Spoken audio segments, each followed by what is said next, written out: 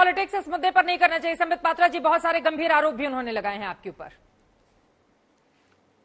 देखिए, पॉलिटिक्स नहीं करना चाहिए, मगर इतने वर्षों तक इस देश में आतंकवादियों तक को संरक्षण देने का काम, मुझे माफ करिएगा, तुष्टीकरण की पॉलिटिक्स ने किया है। और सबसे बड़ा उदाहरण सोनिया गांधी जी का आतंकवादियों के डेड बॉडी को देखकर 3 दिन तक खाना पानी त्याग करके रोना। ये जो बाटला हाउस के नहीं, बीच में मत बोलिए, बीच में ये बीच, चित्रा जी, मैं आपसे चित्रा जी, एक एक करके, ये उचित नहीं है, ये व्यवहार उचित नहीं है। आराम से बोले अपने अपने समय पे। देखिए, मैं तो नहीं जानता सोनिया जी रोई थी या नहीं रोई थी, मगर सलमान खुर्शीद जो उस समय एक्सटर्नल अफेयर्स मिनिस्टर थे, उन्होंने कहा कि सोनिया जी 3 रात सो नहीं पाई थी। आतंकवादियों के मृत शरीर को देखकर उन्होंने खाना पानी त्याग दिया था और 3 रात निरंतर रोई थी। ये सलमान खुर्शीद बोल रहे हैं, मैं नहीं बोल रहा हूं। और तो और राहुल गांधी ने खुद कहा था कि हमें तो ज्यादा आतंकी गतिविधियों में लिप्त, और हमें भारत को जो खतरा है भविष्य में वो तो संघ से है, वो तो किसी भी कीमत पे हमें सिमी से नहीं लगता है, हमें तो लश्कर तैयबा से, एलईटी से नहीं लगता है। ये तो राहुल गांधी का है। और आरएसएस की साजिश 26/11 में क्लीन चिट देने का काम ये दिग्विजय सिंह जी ने खुद किया था। कांग्रेस पार्टी ने बाटला हाउस को क्लीन चिट दिया था। ये सारी चीजें हिंदुस्तान के सामने हैं। राजनीति नहीं करना चाहता हूं, ये कहना अलग है और राजनीति कर देना ये अलग विषय। ठीक है, सुरेंद्र राजपूत जी, जल्दी से ये सलमान खुर्शीद के हवाले से जो बात है सोनिया गांधी को लेकर, ये हर बार जब भी आतंकवाद पर डिबेट होती है, ये लाइनें आपका पीछा नहीं छोड़ती हैं। जल्दी से आप जवाब दीजिए, उसके बाद बाकी मेहमान भी। सलमान खुर्शीद पर संबित पात्रा का ये बयान एक झूठे और मक्कार आदमी का बयान है, हम इसका निषेध करते हैं। नंबर 1। नंबर 2, ऐसी कोई बात फिर शुरू हो गए अनपार्लियामेंट्री वर्ड कर रहे थे, अब फिर बोलेंगे ये मक्कार। अगर मैं मक्कार बोलूंगा तो अभी जाके केस कर देंगे। तुम ये मक्कार क्या होता है? सुरेंद्र व्यक्तिगत टिप्पणी नहीं करें, मुद्दे पर ही क्या है ये बताइए। टिप्पणी से थोड़ा अरे मक्कार होगा तुम्हारा राहुल गांधी, ये क्या शब्द है? ये क्या शब्द है? इनके आतंकवादियों को देख के रोते हैं। नहीं चित्रा जी, मैं ऑब्जेक्ट करता हूँ, ये किसी को मक्कार कैसे बुला सकते हैं आज तक पे? ये कैसे मक्कार बुला सकते हैं किसी को? नरेंद्र मोदी का नहीं चित्रा जी, आप पहले इनको बोलिए, माफी मांगेंगे। मक्कार क्या होता है? राहुल गांधी भाग के स्पेन गया है, यहाँ ये मक्कार कर रहे हैं। ये भी बताना पड़ेगा। नहीं, इनके पास कुछ भी करने को, गाली देते रहते हैं बैठ के। पाकिस्तान से आप कौन सी बिरयानी खाने जाते हैं? अरे छोड़ो।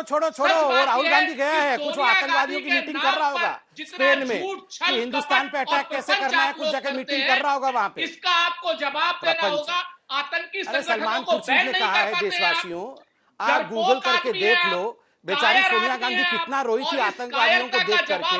ये मैं थोड़ी बोल रहा हूँ, ये तो सलमान खान बोल रहा है, सलमान खुर्शीद बोल रहे थे कि सोनिया गांधी रोई थी। आप बोलो सुरेंद्र राजपूत, सलमान खुर्शीद सच बोल रहे थे या झूठ बोल रहे थे?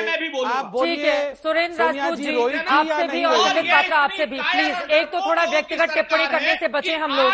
यहाँ पर एक दूसरे पर व्यक्तिगत टिप्पणी पर डिबेट नहीं की जा रही है। इतना गंभीर मुद्दा है, 2047 में इस्लामिक राष्ट्र बनाने का इस साजिश का खुलासा हुआ है और आप लोग बैठकर एक दूसरे पर व्यक्तिगत टिप्पणी किए जा रहे हैं। कम से कम मुद्दे की गंभीरता को समझे आप लोग। वारिस पठान जी, सीधे आपके पास आते हुए, व्यक्तिगत टिप्पणी जवाब नहीं दिया जाएगा। चित्रा, आप जवाब दीजिए। आप संबित पात्रा को सलमान खुर्शीद के नाम का हवाला दे रहे थे, आप बिल्कुल जवाब दीजिए। आपको किसी ने मना नहीं किया है सुरेंद्र राजपूत जी, आपको किसी ने मना नहीं किया है। प्लीज, अब बाकी मैं आ रही हूँ सर, जल्दी से।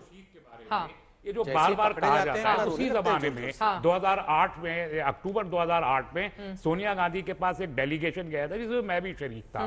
बिल्कुल उनके चेहरे पे कोई अफसोस तक नहीं था। उन्होंने पुलिस को भी डिफेंड किया था बहुत अच्छे। तो ये बात कहां से आ जाती है? मुझे नहीं मालूम कहां से आ जाती है। पुलिस को भी डिफेंड कर रही थी। सलमान खुर्शीद ने कहा था कि नहीं कहा था? नहीं, सलमान खुर्शीद ने कहा था। सलमान खुर्शीद ने बोला ये बात, सलमान खुर्शीद ने कहा था ना, सलमान खुर्शीद ने कहा था सुरेंद्र राजपूत जी। मैं उसका विटनेस हूं कि सोनिया गांधी को कोई अफसोस नहीं था बटला हाउस एनकाउंटर का, बल्कि बट आपके नेता ही अगर सलमान खुर्शीद इस तरह की बातें कहेंगे तो बीजेपी तो सवाल पूछेगी ना सुरेंद्र राजपूत जी। ये संबित पात्रा और पूरी भाजपा झूठों की जमात है। चलिए अब आगे बताइए। मैं आत्मा बन के घुसा था सलमान खुर्शीद के पास। अरे मैं सबसे रिक्वेस्ट करूंगा, सब लोग ट्वीट करिए, सोनिया गांधी कितना रोई थी, ट्वीट करिए कितना रोई थी। अरे 3 बाल्टी भर गया था रो रो के। नहीं है। मैंने तो बाल्टी भी देखा है कितना रोई थी। अरे रोई थी सोनिया गांधी रोई थी। आतंकवादियों के शव को देखकर सोनिया रोई थी। सोनिया गांधी रोई थी। आतंकवादियों को देखकर सोनिया गांधी रोई थी। सोनिया गांधी रोई थी।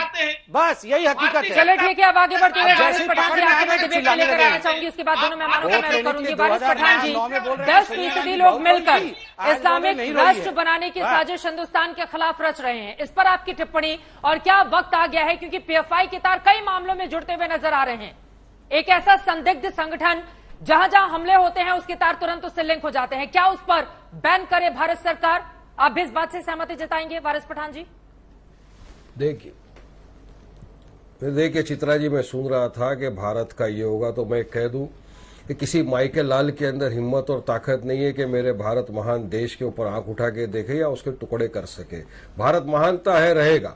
बात नंबर 2, जितने भी पैनलिस्ट यहाँ पर बैठे हैं, मैं समझता हूं कि एक ही उनका व्यू है कि हर एक इंसान आतंकवादी और आतंकवादी गतिविधियों का पुरजोर से खंडन करता है, जैसा मैं भी करता हूं। हमेशा हमने हर आतंकवादी गतिविधियों का खंडन किया था, करते रहेंगे।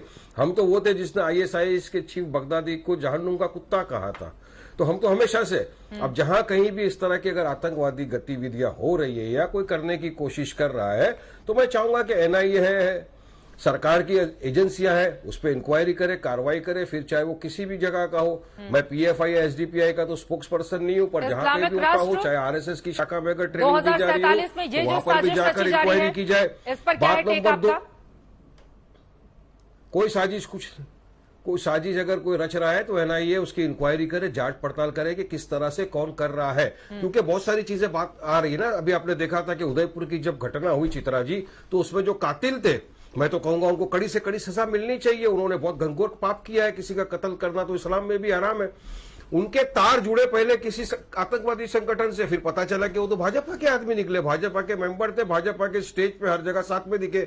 उसके बाद में एक जम्मू के अंदर एक आतंकवादी पकड़ा गया, वो आतंकवादी के तार जुड़े गए किसी आतंकवादी संगठन से, वो निकला भाजपा का आदमी। तो उसके बारे में इंक्वायरी क्यों नहीं करते? देखिए होता क्या है, जब भाजपा के आदमी पकड़ाते हैं ना चित्रा जी, इंक्वायरी होना बंद हो जाती है। 10 ग्राम MD का अगर ड्रग पकड़ा गया ना मुंबई में कहीं के ऊपर, तो उसके खिलाफ पूरी की पूरी मीडिया, पूरा पुलिस प्रशासन सब लग जाता है। मगर वही हजारों करोड़ों के हिसाब से ड्रग अगर पकड़ाता है मुंद्रा पोर्ट गुजरात के अंदर, तो वहां पर कोई इंक्वायरी नहीं करते, कुछ नहीं करते, ना मीडिया उसके ऊपर ध्यान देती है, कोई नहीं करता है। संबित पात्रा बैठे हुए मेरी बात का जवाब दे, क्या ये सच बात है या नहीं कि मुंद्रा पोर्ट जो अडानी साहब के अंदर में आता है, वहां पर करोड़ों रुपए का ड्रग्स बरामद हो रहा है, उसके खिलाफ अपनी सरकार ने कोई कार्रवाई की नहीं? सही है बात, गलत बात है? चलिए बताइए। भाजपा मुद्दा पर भी आपकी टिप्पणी मुझे चाहिए थी, आपने एक बार अगर इस तरह नहीं रोकेंगे राष्ट्र की ये जो मंशा है वो कभी कामयाब नहीं होगी। अगर ड्रग के मिनेस को नहीं रोकेंगे तो 2047 तक का हमारे युवाओं को ये ड्रग खलास कर देगा। ये ड्रग का मिनेस हमारे युवाओं को खलास कर देगा। अभी चर्चा करने के लिए नहीं बैठे हैं, जब ड्रग्स पे बुलाया जाता है तो आप किसी और मुद्दे पर बोलते हैं।